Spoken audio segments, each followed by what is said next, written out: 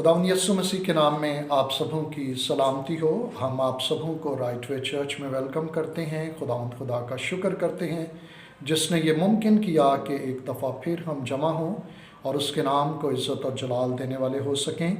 और जिस तरह आपने खूबसूरत मैसेज खुदा के कलाम से सुना और सीखा, जिसमें हमने सीखा खुदावंद यीशु मसीह की पैदाइश के बारे में, और आज हम सीखते हैं कि खुदा के कलाम से मिस्र को भाग जाना। जिन लोगों के पास बाइबल मुकद्दस है मेरे साथ खोलिएगा मत्ती की इंजील, उसका 2 बाब, उसकी 13वीं आयत से लेकर आज हम उसकी 18वीं आयत तक कलाम मुकद्दस में से सीखेंगे और खुदा के हुजूर उसकी रहनुमाई में इस कलाम से सीखेंगे कि खुदा आज हमारे साथ क्या बात करते हैं।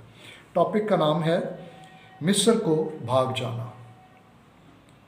जिस तरह पेशन गोइयों में खुदावंद यीशु मसीह के पाक कलाम में मरकूम है, उसी तरह पेशन गोइयों को तकमील की सूरत में खुदा पूरा करता है। और खुदा के कलाम में यूँ मरकूम है, जब वो रवाना हो गए तो देखो खुदावंद के फरिश्ता ने यूसुफ को ख्वाब में दिखाई देकर कहा, उठ, बच्चे और उसकी माँ को साथ लेकर मिस्र को भाग जा, और जब तक कि मैं तुझसे ना कहूँ वहीं रहना, क्योंकि हेरोदिस इस बच्चे को तलाश करने को है ताकि इसे हलाक करे। मेरे अज़ीज़ों, जब हम बाइबल मुकद्दस का मुताला करते हैं तो खुदावंद यीशु मसीह के पैदा होते ही दुश्मन उसे मार देना चाहता था, दुश्मन उसे हलाक कर देना चाहता था ताकि लोगों की निजात का बंदोबस्त ना किया जा सके। आज तक मौजूदा दौर में भी सच्चाई के कलाम को, हकीकत को छुपाने के लिए सबसे ज़्यादा बजट खर्च किया जाता है और सबसे ज़्यादा कोशिश की जाती है और हर एंगल से हर मुमकिन कोशिश की जाती है कि सच्चाई का कलाम लोगों तक ना पहुँचे और लोग इस सच्चाई से वाकिफ़ ना हो।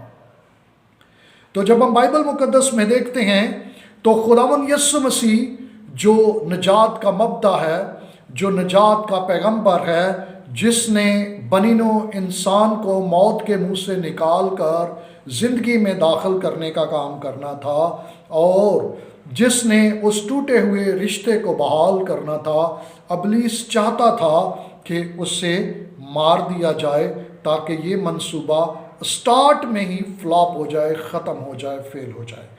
लेकिन जब किसी भी मंसूबे के अंदर खुदा एंट्री मारता है, खुदा मदाखलत करता है, तो फिर वो मंसूबा कामयाब होता है। और ये मंसूबा किसी इंसान का नहीं बल्कि खुदा का था। इसलिए इस मंसूबे को पाया तकमील तक पहुंचाने के लिए खुदा ने बड़ी खूबसूरती से अपनी ताकत को, अपनी पाकरू को, अपने बलबोते को और अपनी कुदरत को इस्तेमाल किया, जो आज तक रूए ज़मीन पे हमें नज़र आती है। और उसके वफ़ादार लोग आज अपनी जानों पे हर तरह का दुख सहकर, हर तरह की मुश्किलात को सहकर, बर्दाश्त करके क्या करते हैं, हर मुमकिन कोशिश करते हैं कि सच्चाई का कलाम लोगों तक पहुँचे और लोग तौबा करें और तौबा करके खुदा की बादशाहत में शरीक हो जाएं। और वाज़े तौर पर जो पेशन गोइयाँ पुराने और नए अहदनामे में हुई थी, जिनकी तकमील हो चुकी है और होने वाली है, उनको लोगों तक पहुंचाया जा सके। मेरे अजीज़ों, ये बहुत ख़ास बात है कि एक तरफ हेरोदिस क्या करता है, मजूसियों को भेजता है और कहता है जाओ, जाकर उस बच्चे की ठीक ठीक दरियाफ्त करो और जब तुम्हें मिल जाए तो उसकी खबर मुझे भी देना। लेकिन दूसरी तरफ क्या करता है, ऑर्डर जारी करता है कि उससे उनको मरवा दिया जाए। ये सारे मंसूबे जो हैं ये इब्लीस बांधता है, लेकिन इब्लीस का कोई मंसूबा कामयाब नहीं होता। इसलिए खुदा के लोगों, आपको हमेशा اپنے رشتے کو خدا کے ساتھ مضبوط کرنا ہے اور ہمیشہ خدا کے ساتھ جڑے رہنا ہے، تاکہ آپ کی زندگیوں میں ابلیس کا کوئی منصوبہ کامیاب نہ ہو اور نہ پایا تکمیل تک پہنچے، کیونکہ جب خدا آپ کی محافظت کرتا ہے تو پھر مکمل طور پہ آپ آسمان کی بادشاہی میں شریک ہوتے ہیں۔ آمین۔ اگلی آیت میں یوں مرقوم ہے، پس وہ اٹھا اور رات کے وقت بچے اور اس کی ماں کو ساتھ لے کر مصر کو روانہ ہو گیا۔ اب جب یوسف نے خواب کے اندر خداوند کے فرشتہ سے اس بات کو سیکھا، سنا، سمجھا اور اس نے اسے خواب اور رویا میں پایا، تو اس نے اس کے اوپر کیا کیا؟ عمل کیا۔ آج خدا کا روح بڑی خوبصورتی سے ہمیں کیا کرتا ہے؟ بڑی خوبصورتی سے آگاہ کرتا ہے، جاگو، دعا کرو تاکہ آزمائش میں نہ پڑو۔ میرے عزیزو، اب وقت ہے کہ جس طرح سچویشن آپ کے سب کے سامنے ہے، ابلیس ہر ممکن کوشش کرتا ہے کہ اپنے پورے طریقوں سے اپنے ہر ریسورسز استعمال کر کے خدا کے لوگوں کو مغلوب کرے، انہیں فتح یابی سے حاصل کر سکے، لیکن ہم اپنے بل بوتے پہ اپنے آپ کو نہیں بچا سکتے۔ ہمیں اپنی جانوں کو، اپنے گھرانوں کو، اپنے خاندان کو، اپنی زندگیوں کو بچانے کے لیے مکمل طور پہ خدا کے ساتھ جڑے رہنے کی ضرورت ہے، اور اس کے لیے سب سے پہلا جو ضروری ٹول ہے وہ ہے دعا، ایمان اور کلام کو پڑھنا، اور ہمیشہ ہر قسم کے اس منصوبے سے بچنا جس سے خدا منع کرتا ہے، اور خدا کے کلام کی تکمیل میں زندگی بسر کرنا اور خدا کے ساتھ جڑے رہنا، یہی ہماری کامیابی کا راز ہے۔ 15ویں آیت میں یوں مرقوم ہے، اور ہیرودیس کے مرنے تک وہیں رہا تاکہ جو خداوند نے نبی کی معرفت کہا تھا وہ پورا ہو کہ مصر میں سے میں نے اپنے بیٹے کو بلایا۔ یہ پیشن گوئی ہوئی ہے کلام کے مطابق، اور اسے پرانے عہد نامہ میں بڑی خوبصورتی سے خدا نے مرقوم کرایا تھا کہ وہ اپنے بیٹے کو کہاں سے بلاتا ہے؟ مصر سے بلاتا ہے۔ تو اس پیشن گوئی کی تکمیل جو ہے اس ورس کے ساتھ پوری ہو جاتی ہے، اور خدا جو ہے اپنے لوگوں کو بڑی خوبصورتی سے بلاتا ہے۔ لیکن اس کے ساتھ ہی ہمیں بڑے غور و فکر سے سوچنے کی ضرورت ہے کہ یہ مصر کیا ہے۔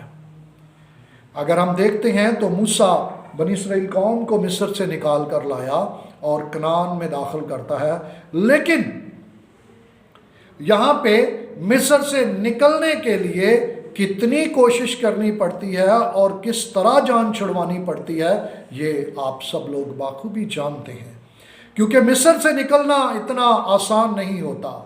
لیکن آج اگر ہم موجودہ صورتحال میں دیکھیں تو دنیاوی زندگی کو، دنیاوی مسائل کو اور تمام طرح کی ایسی دنیاوی خواہشات کو جن سے ہم جڑے ہوئے ہیں، جن سے ہم بری طرح پھنس چکے ہیں، ان سے جان چھڑوانا بھی کوئی اتنا آسان کام نہیں ہے۔ لیکن یہ کب چھوٹے گی اور کب ہم اس سے سرخرو ہو سکتے ہیں؟ جب ہمارے اندر خدا کا روح کام کرے گا، ہم اپنی کوشش سے نہیں بلکہ دعا سے، روزہ سے اور کلام کی مسلسل سٹڈی کے ساتھ، مسلسل گہرائی کے ساتھ پڑھنے سے ہم کیا کریں گے؟ کامیابی حاصل کریں گے۔ تو ضرورت اس بات کی ہے کہ ہمیں ہر وقت کیا کرنی ہے؟ دعا کرنی ہے، اور کلام کی ایک ایک بات کو ذہن نشین کرنا ہے، اور ہمیشہ خدا کے آئین کے مطابق زندگی بسر کرنی ہے، تاکہ ابلیس کسی جگہ پر ہماری زندگی میں موقع نہ پائے اور ایسا نہ ہو کہ ہمیں اسی مصر میں رہنے کے لیے مجبور کر دے۔ اس مصر سے نکلنے کے لیے، اس غلامی کی زندگی سے نکلنے کے لیے مکمل طور پر ہمیں کیا کرنا ہے؟ خدا کے آئین اور احکامات کے مطابق زندگی بسر کرتے ہوئے اپنے آپ کو اس جہان میں رہتے ہوئے خدا کے کلام کے ساتھ زندگیاں بسر کرنی ہیں، تاکہ ہم کیا کر سکیں؟ خدا کے ساتھ جڑے رہیں اور خدا کا فضل ہماری زندگیوں میں کام کرے اور ہم ہمیشہ کی زندگی کے وارث بن سکیں۔ یاد رکھیے گا، بڑی خوبصورتی کے ساتھ وفادار رہ کے زندگی بسر کرنے کی ضرورت ہے، کیونکہ خدا کا کلام کسی کا طرفدار نہیں ہے۔ کیونکہ جب عدالت ہوگی تو خدا بڑی خوبصورتی سے سب سے پہلے اپنے لوگوں کی عدالت کرے گا اور اپنے لوگوں کو ہی پہلے کٹہرے میں کھڑا کرے گا اور ان سے پوچھ گچھ کرے گا، تاکہ وہ لوگ کیا کر سکیں، اپنی زندگیوں کے بارے میں خدا کو حساب دے سکیں۔ تو میرے عزیزو، بڑی خوبصورتی سے ہمیں کلام اقدس کے مطابق زندگیاں بسر کرنی ہیں تاکہ ہم ہمیشہ کی زندگی میں داخل ہو سکیں۔ آمین۔ اگلے حصے میں ہم دیکھتے ہیں کہ آخر کار ہیرودیس کرتا کیا ہے۔ تو اس ٹاپک کا نام ہے بچوں کا قتل۔ آج اگر ہم دیکھتے ہیں تو بچے معصوم اور ناسمجھ تھے، کیونکہ ان کی عمر جو ہے وہ بالکل معصومیت کی تھی۔ آئیے دیکھتے ہیں کلام اقدس اس حق میں کیا کہتا ہے۔ جب ہیرودیس نے دیکھا کہ مجوسیوں نے میرے ساتھ ہنسی کی تو نہایت غصہ ہوا اور آدمی بھیج کر بیت لحم اور اس کی سب سرحدوں کے اندر کے ان سب لڑکوں کو قتل کروا دیا جو 2 برس کے یا اس سے چھوٹے تھے، اس وقت کے حساب سے جو اس نے مجوسیوں سے تحقیق کی تھی۔ اب جب مجوسیوں سے اس نے تحقیق کی تھی، اس وقت سے لے کر کیا حساب بنتا تھا؟ یہ تقریباً 2 سال کا عرصہ ہے یا 2 سال سے کم کا عرصہ ہے۔ تو ہیرودیس نے کیا کیا؟ 2 سال، یعنی کہ اس سے اگر پہلے بھی پیدا ہوا ہے تو 2 سال سے لے کر اس کی کم عمر کے سارے بچے جو بیت لحم میں تھے سب کے سب مروا دیے۔ کیوں مروا دیے؟ اس لیے کہ ان بچوں کے اندر یسوع مسیح کی بھی موت ہو جائے گی۔ لیکن اس کی عقل اور اس کی سمجھ اس بات سے بالاتر تھی کہ خدا جو ہے وہ سپر پاور ہے اور وہ انسان کے ارادوں سے، خیالوں سے واقف ہے، اور جو انسان سوچتا ہے یا سوچنے جا رہا ہوتا ہے یا جو وہ سوچے گا اس سے پہلے خدا جانتا ہے کہ انسان کیا کرے گا۔ تو میرے عزیزو، ہیرودیس کے اس سارے پلان کو، اس منصوبے کو خدا پہلے سے جانتا تھا۔ اس لیے خدا نے 15ویں آیت کو جس طرح ہم نے پڑھا تھا، خدا نے پہلے ہی کیا کیا؟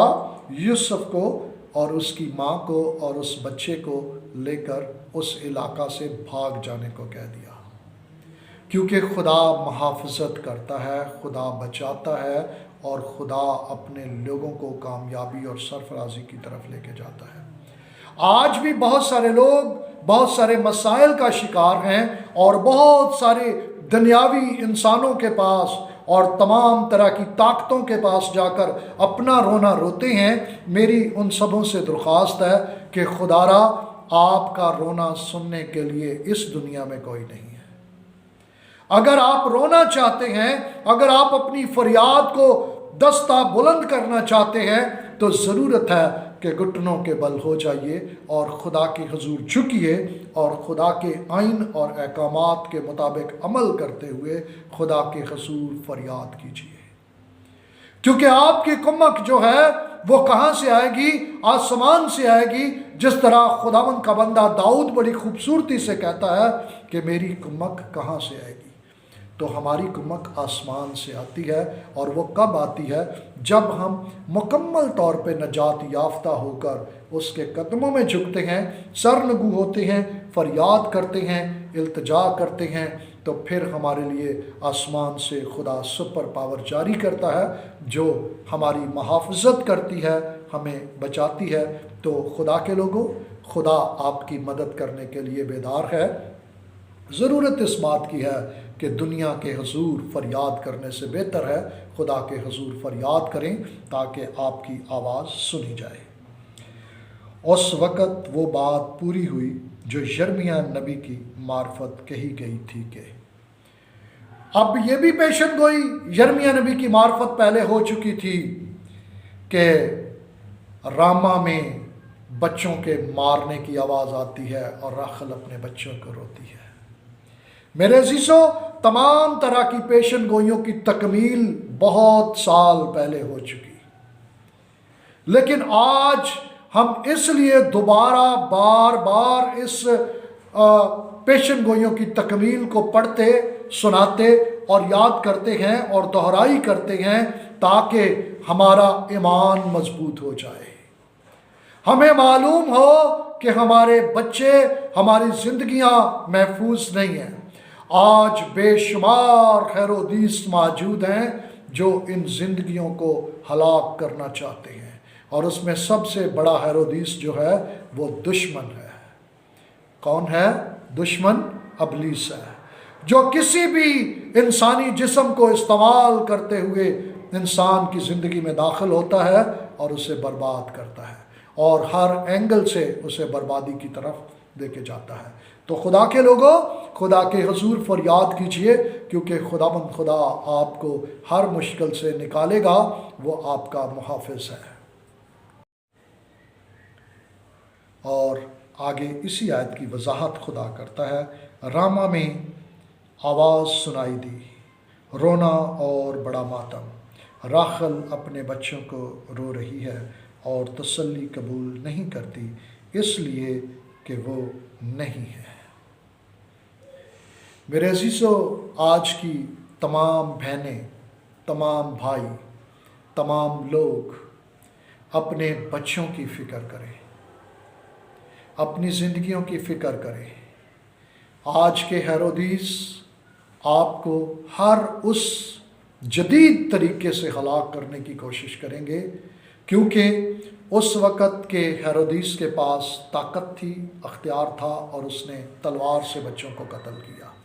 لیکن آج ایڈوانس ٹیکنالوجی ہے، ایڈوانس دنیا ہے، ایڈوانس جدید آلات ہیں، اور ہر طرح کا ہتھیار جو ہماری سوچ سے بالا تر ہے، ہماری عقل سے بالا تر ہے، ٹیکنالوجی سے لیس ہے، اور ہمارے گھر میں ہر وقت دشمن چھپا بیٹھا ہے۔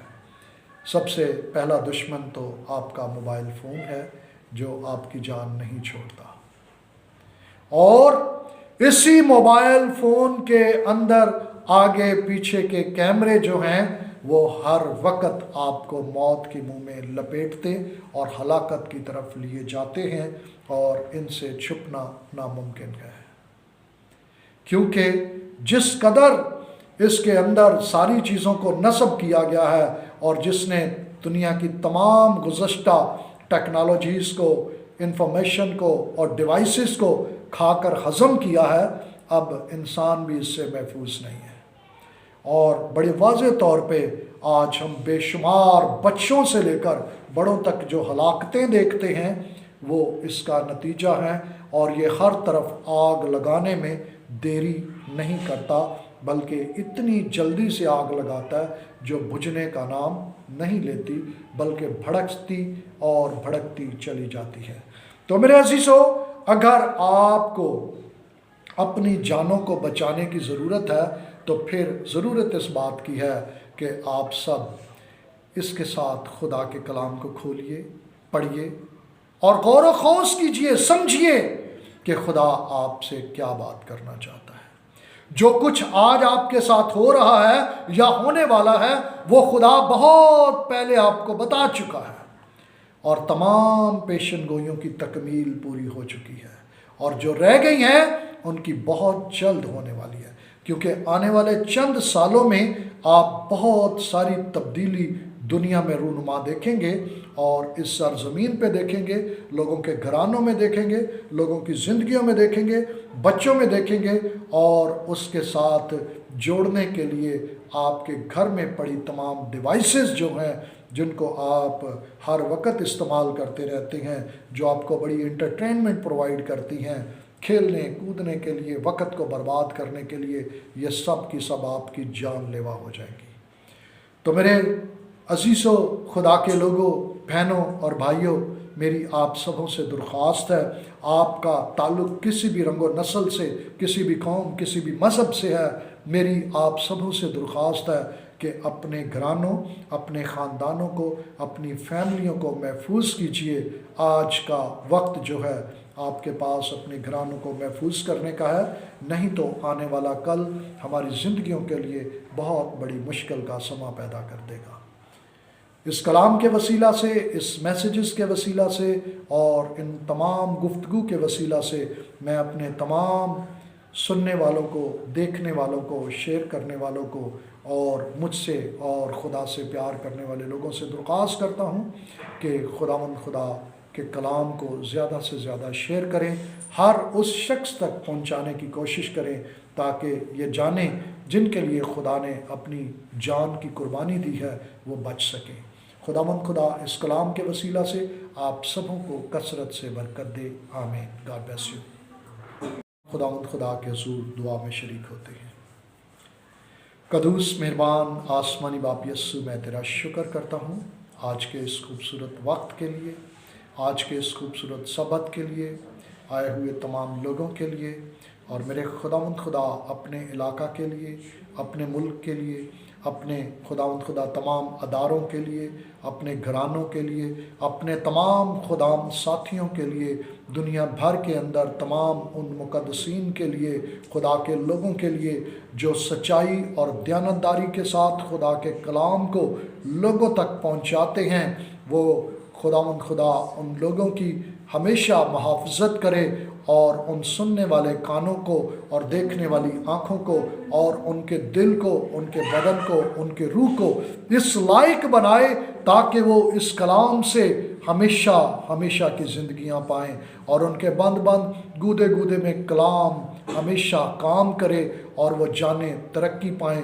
खुशहाली पाएँ, बहाली पाएँ और खुदावंद खुदा में रहते हुए अपनी ज़िंदगियाँ बसर करें और खुदा का रूह, खुदा की मुहाफ़ज़त, खुदा का पाक फरिश्ते उनकी मुहाफ़ज़त करें, उनके हर ज़रूरत को अपने इलाही ख़जाना से पूरा करें और आखिरी वक्त तक उन्हें संभाले रखें ताकि आसमान की बादशाही के वारिस हों।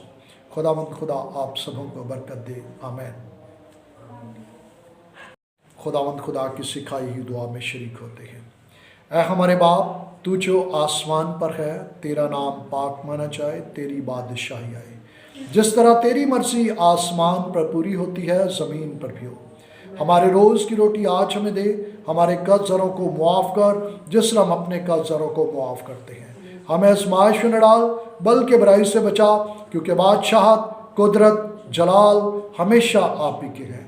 मांग लेते हैं खुदावंद यस्सु मसीह के नाम में। आमीन। खुदावंद आप सबों को बरकत दे। आमीन। God bless you.